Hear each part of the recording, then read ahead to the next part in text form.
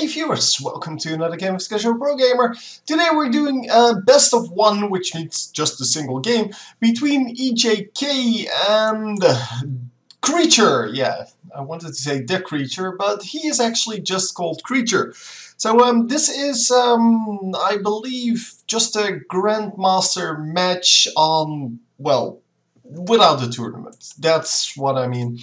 And yeah, I'm going to fast forward a little bit through this early game because I already saw that this is quite a long game, and that means that we're going to get kind of standard openings. Once something happens, I will go back to just the normal speed, and then, well, we'll see.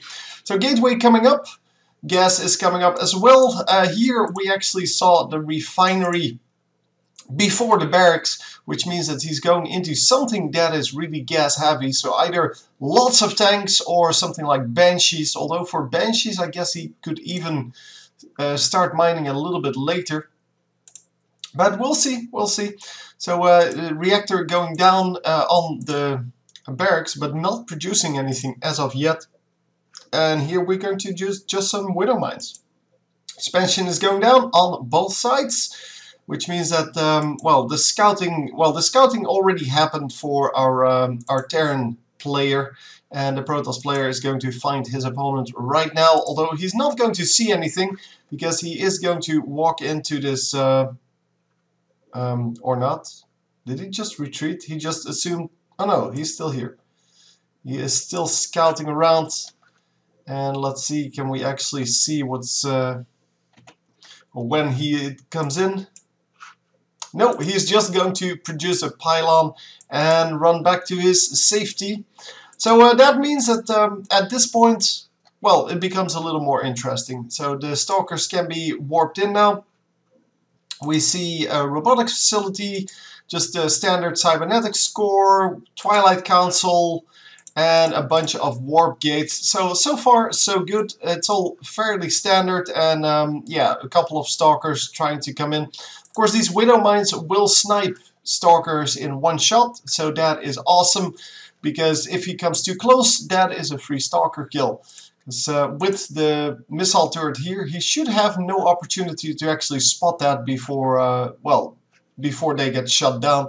2 tanks to defend this, so there's really no way to get in here, and that is awesome. The Widow Mine did go down. Another Widow Mine over here. So does he have... I didn't see an observer, so how did he take down the Widow Mine? I don't know. Seems weird, because, well, you can't really see Widow Mines without observers. There's an observer. Maybe he did have it out, I just didn't spot it in time. Anyhow, the tanks should be able to hold this off for quite a while with some marine backup, because the tanks are going to do the massive damage, and the marines are there to prevent the stalkers from actually attacking the tanks. So yeah, the marines just provide some extra firepower. That's why there is no medevac out as of yet. He doesn't really need that. Well, he doesn't really have the ability to produce one, so there's that. Another command center coming up, so this is going to be a heavy macro game. Well, seeing from the time that it will take to complete this game, I kind of assumed as much, but yeah, well, normally I don't really do this, but on these kind of like super heavy games, yeah, it's kind of worth it to scroll through the beginning. So the tanks, even without siege, are going to make mincemeat out of these stalkers. And it is going to be spotted that he does have a pylon here. So 2 of the tanks just waiting to, well, just falling behind a little bit to take out the pylon. And that means no more reinforcements here. He's not going to chase this, because if he does, and there's an army knocking on his door, he will be between 2 armies, and that is never a good place to be, especially as a Terran who relies on his unit. Well, not so much composition, but positioning, I guess, to get him, well, to safety. So you build up a line of defense in such a way that the siege tanks are in the back, and then your marines are in front, and your heavier units are mainly in the back for the Terran player. And, well, if you get attacked from 2 sides, that is very hard to do. Obviously, the Hellions count as frontline fodder as well. So wow, an immortal out, but it is going to die. Okay, that's what I thought. He's not sieging up because it doesn't. He doesn't need it. The extra damage versus armored, and all of these units were armored, is good enough to take that out. Missile turret going down just to deal with the void race. And yeah, so he did go into Stargate, actually heavy Stargate here, and is going to produce some more void race. So the fleet beacon is out, which means that we can actually produce some of the bigger units as well. Actually, he can produce everything. So maybe we'll see some other interesting units because, well, the game still has a long way to go. Well, nothing happened as of yet. Everyone is just expanding everywhere and just getting more resources, but not really losing a lot of army or gaining a lot of ground.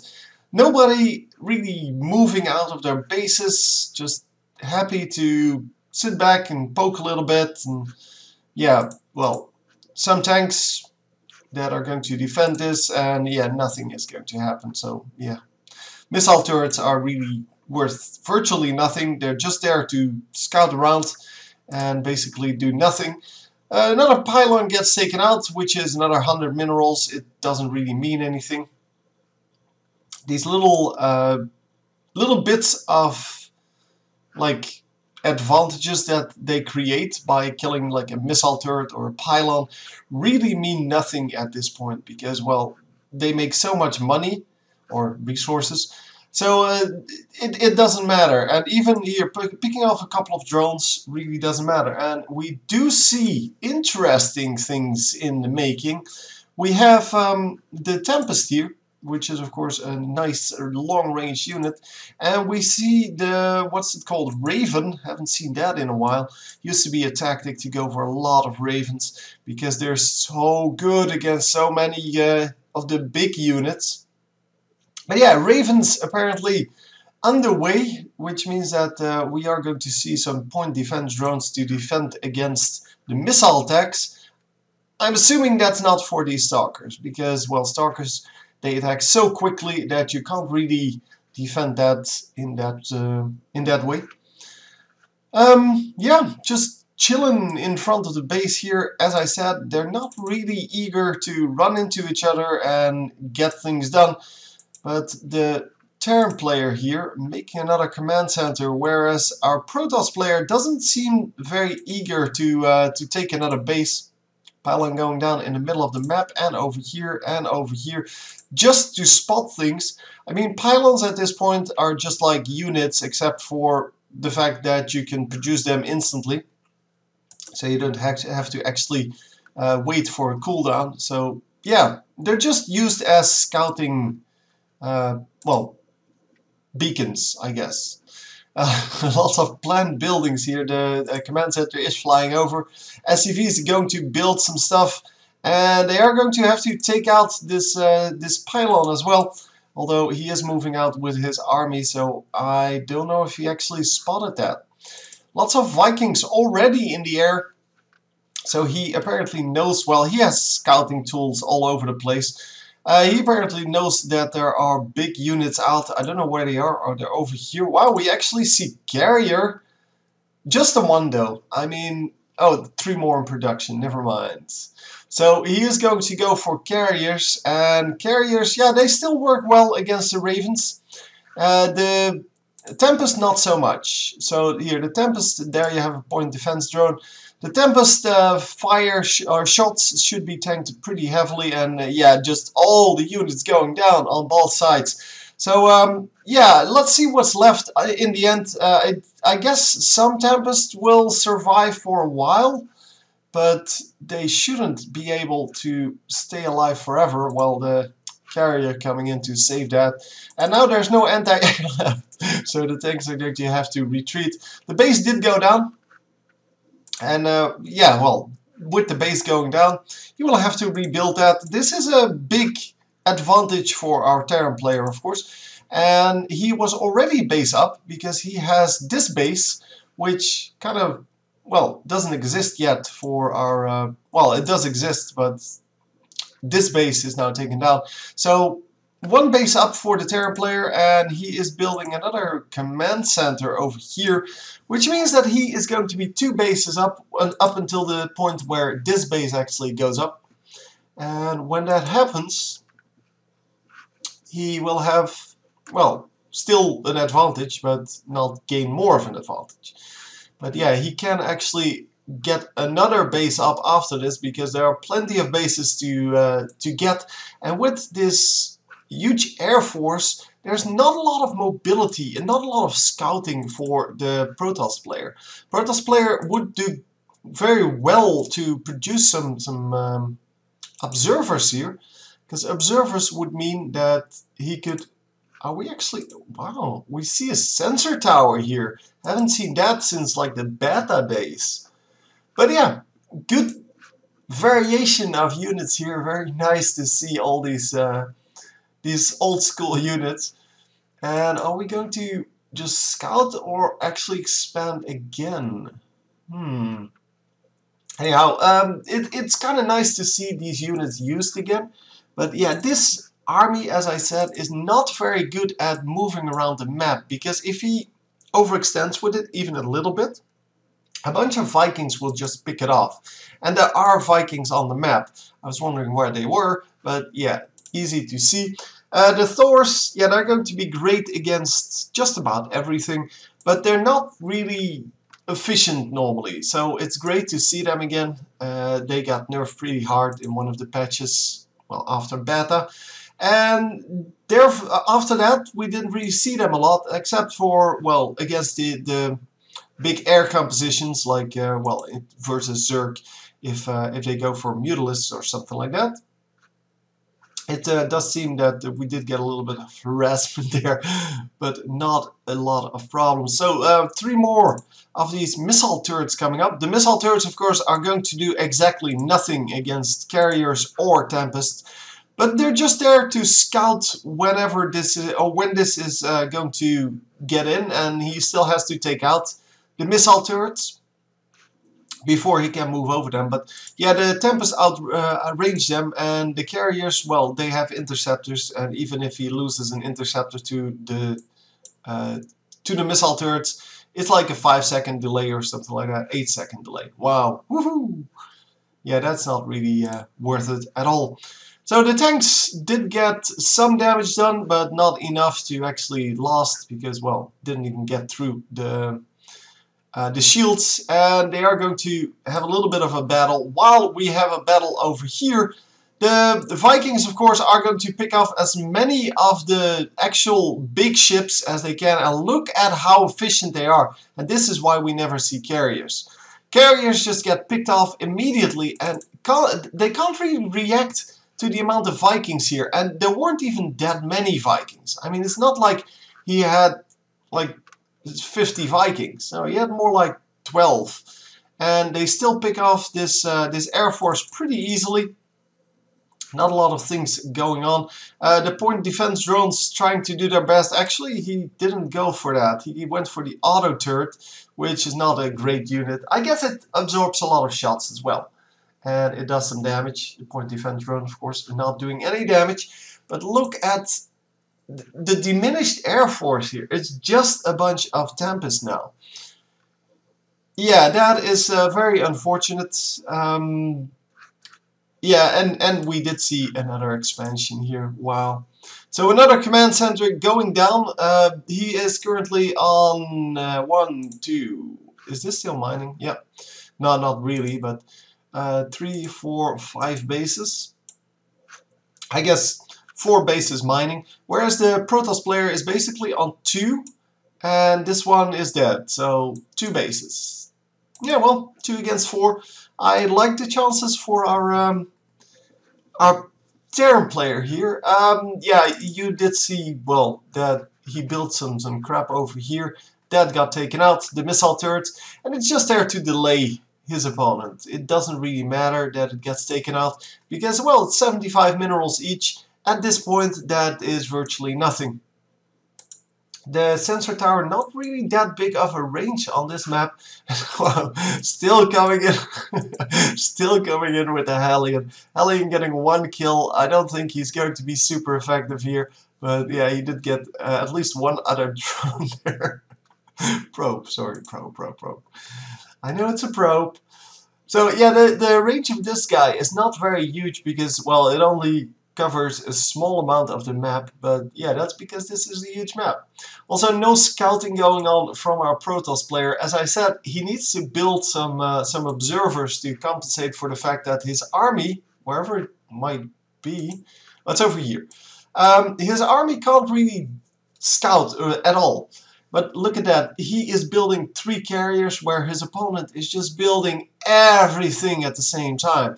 So many units coming out for the Terran player, whereas our Protoss player just has nothing to build. Plus he's like super far behind, but just trying to do his best to at least get something going. And well, the Hellions are just going to suicide in and oh! He found, wow, he found the base just now and saying in the chat, what? Why are you there? And